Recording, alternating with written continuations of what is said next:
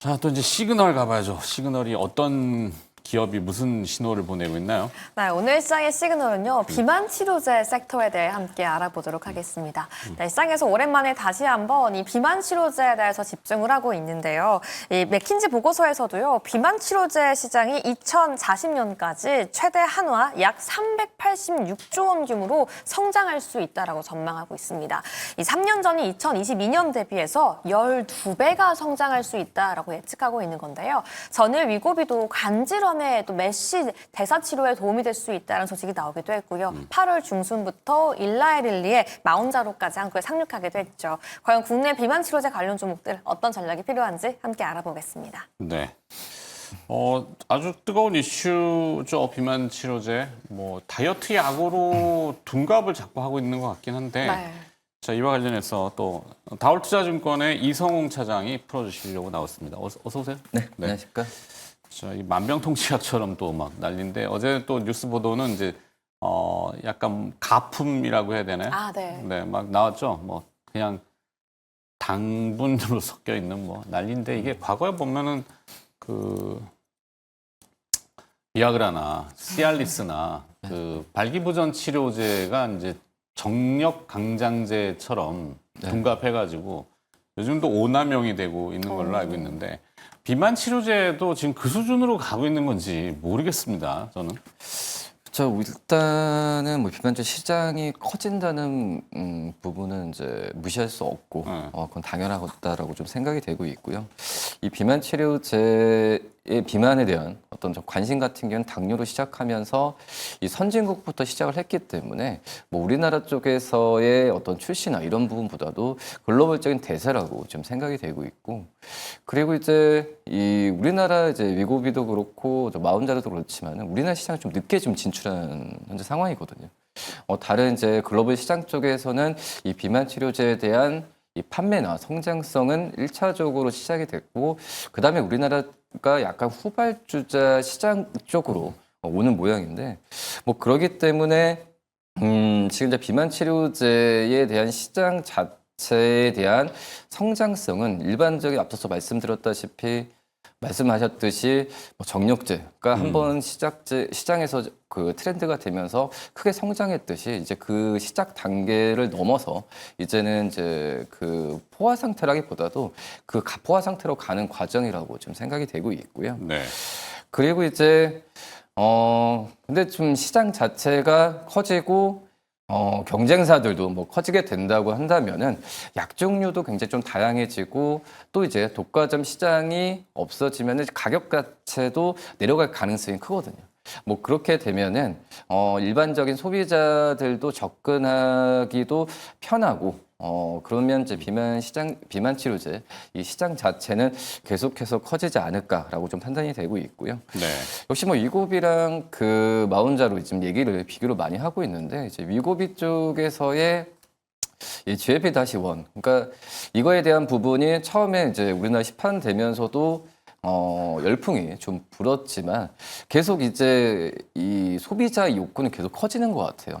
그래서 이제 이중 작용제나 여러 가지 부분에 있어서 마운자루가 이 출시와 함께 관심 많이 받고 있는데, 이거에 대한 계속 업그레이드에 대한 이 소비자의 그 욕구는 계속 올라갈 가능성이 크다라고 지금 생각이 되고 있거든요. 네. 뭐 그러기 때문에 지금 이 시장 자체는 이제 뭐 경쟁사들도 많이 들어오게 된다고 한다면 계속 화랑이지 않을까라고 좀 생각이 됩니다. 네. 이게 이제 복용이란다. 처방 방법이잖아요. 네. 뭐 위고비 같은 경우는 주사제로 그렇죠. 돼 있는데 뭐 이게 좀 경구용으로 발전을 하는 건가 봐요. 네, 경구용이나 장기 지속용 주사제로 계속 개발을 하려고 노력을 하고 있습니다. GLP-1이라고 하는 요즘 뭐 검색어에 많이 등장을 하던데 네. 나중에 되면 사실 비만 치료제잖아요. 뭐 우리 그 유정. 네, 네. 미안해요. 김정 아나운서가 네. 김정 아나운서가 비만 치료를 받는다 그러면 이게 말이 안 되지 아, 네. 않을까요? 비만 일도 없는. 우리는 이제 가려진 것이 있기 때문에 조금. 근데 하여튼 어떤 적정 수준의 과체중이 그 이제 성인병의 근거인 뭐 이게 당뇨, 뭐 고지혈증, 뭐 혈압 이런 쪽으로 다 발전할 가능성이 있기 때문에 이제 줄여야 되니까 운동할 생각은 잘 안 하잖아요. 네. 뭐 힘들고 그러다 보면은 뭐 운동도 요즘 그냥 누워만 있어도 이렇게 전기적 자극 주는 운동기 있어요. 이렇게 쥐어짰다가 놨다가 하는 거. 그게 원래 또 이제 노령층의 어떤 그리고 우주인을 위한 개발이었는데 이 EM 네, EMS. 네네네네. 뭐 그렇게 가는 건지 네. 모르겠습니다. 어디까지 발전을 할까요, 이게? 저 이제 글쎄요, 근데 가격이 지금 너무 좀 비싸요? 비싼. 오. 그러니까 왜냐하면 이제 비급여이기 때문에. 아, 네네네. 그렇죠. 네, 그렇기 때문에 일반 소비자들도 이제 한번 이제 주사하거나 했을 때 비용 자체가 한 달에 50을 그냥 넘은 상황이라고 볼 수 있겠는데, 뭐 그럴 바에는 뭐 그 말씀하셨듯이 운동을 하거나 네. 뭐 할 수도 있겠지만 효과가 엄청 좀 뛰어나고 좀 바쁜 현대인들이 운동을 좀 많이 하기에도 시간이 좀 부족하기 때문에 이런 쉽게 어떻게 보면은 이 비만 치료제를 통해서 다른 여러 합병증도 막을 수도 있기 때문에 시간이나 이런 부분을 절약한다는 점에서 본다고 한다면 비싼 가격이라도 그래서 수요도는 계속 높을 가능성이 있다라고 지금 생각이 좀 되고 있고요. 뭐 그렇기 때문에 뭐 좋게 간다고 한다면은 뭐 이거에 대한 비만 치료제가 약간 좀 건강기능식품으로 바뀌면서 네. 그러니까 의사 처방이 있어야 이제 이거 위고비를 할 수가 그렇죠. 있잖아요. 네.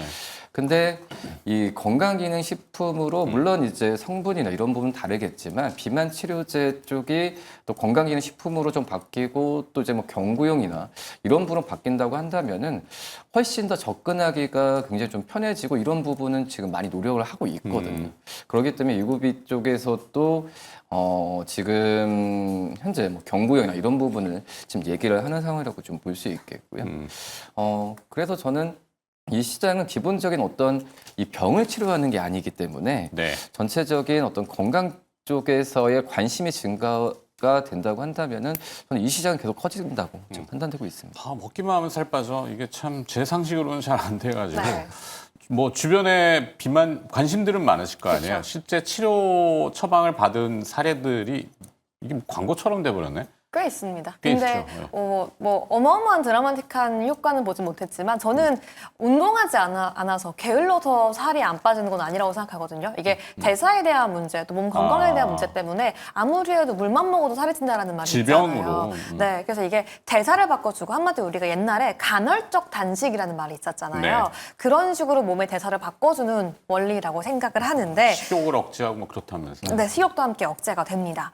그래서 저 같은 경우에는 많은 분들이 그래서 지금 국내 관련 종목들 사도 돼? 라는 네. 질문을 하실 것 같아서 경구용과 장기 지속형 지속 플랫폼에 대해서 이 측면에서 이야기를 드린다면 네. 이틀 전에 미국에서 이 3위 업체인 바이킹 테라피틱스가 급락을 했습니다. 임상 결과가 나왔는데 좋지 않아서 원래 일라이릴리가 인수까지 검토했던 기업이거든요. 네네. 이 기업 역시 경구용 치료제를 만들고 있는 기업인데 임상 내용을 보니까 되게 안 좋았대요. 왜 안 좋았냐 보니까 약이 별로인 건 아닌데 하도 GLP-1으로 만든 약들이 부작용이 많다라는 소문이 돌다 보니까 그렇죠. 그 미국 분들이 그걸 먹다가 이거 부작용인 거 아니야 하면서 가짜 헛구역질도 하고 플라시보 효과가 있었다라고 그렇죠, 하더라고요. 어쨌든 임상이 좋지 않았기 때문에 일라일리는 새로운 업체를 검토하지 않을까라는 생각이 드는데 지금 시장에서 그렇다면 왜 제형 변경을 이렇게 노력하고 있을까요? 단순히 더 편해서 더 많이 팔릴 것 같아서만이 아니라 지금 일라일리와 노보노디스크의 실적을 쭉 보면요. 어느 정도 성장이 정체가 되어 있습니다. 네. 잘 팔리는 건 맞는데 우리가 엔비디아를 봐도 알 수 있듯이 실적이 계속 올라야지 주가까지 함께 따라갈 수 있는 거거든요. 그런데 이미 잘 팔리고 있고 일주일에 한 번 맞는 건데 경구용을 만들고 장기 지속형으로 바꿨을 때 더 잘 팔릴 수 있고 특허에서 벗어날 수 있다는 장점이 있어서 아무래도 해당 기술을 연구하고 있는 한국 기업들을 조금 더 앞으로 찾지 않을까. 그래서 더 기대감이 올라가지 않을까 생각합니다. 알겠습니다. 이게 불닭볶음면이 그것과는 또 다르잖아요. 그거는 뭐 기호식품이니까 뭐 참 본명적으로 많이 쓰이지만 비만 치료제. 하여튼 저한테는 항상 난제의 영역이라서 이게 부작용도 분명히 있긴 있죠. 조금 있겠죠. 우울감도 든다고 하고요. 네. 그러니까 지금은 이제 경구용으로 뭐 장기 지속형 뭐 두 알 먹던 거 하나 먹고 뭐 이렇게 계속 발전하겠지만 네. 나중에 되면 이제 쳐다보기만 해도 살 빠진다.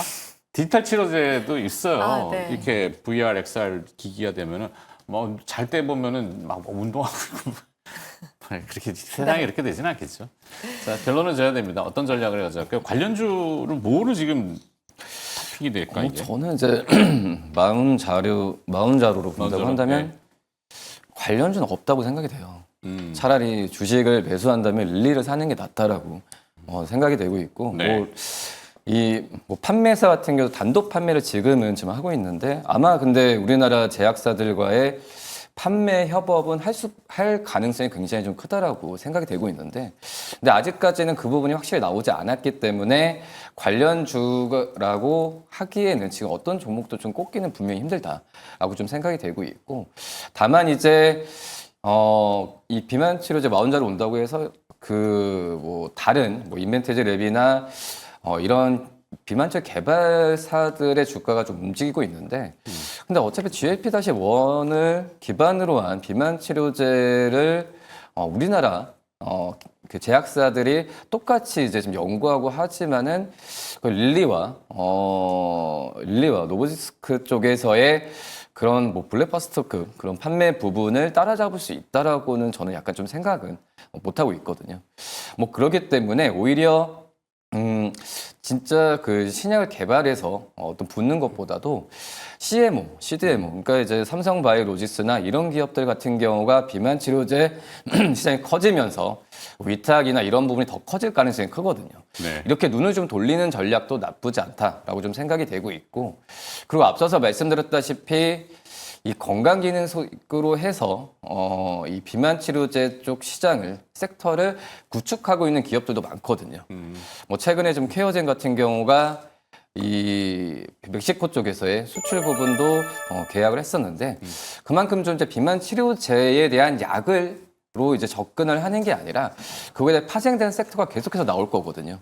그런 부분으로 좀 시장 자체 주가를 좀 접근하는 전략, 그리고 앞서서 말씀드렸다시피 뭐 마운자루에 대한 관련주로 어떤 종목을 우리나라 사는 게 아니라 진짜 그거는 이제 해외 주식에 릴리를 사야 되는 게 맞다라고 지금 생각이 됩니다. 네.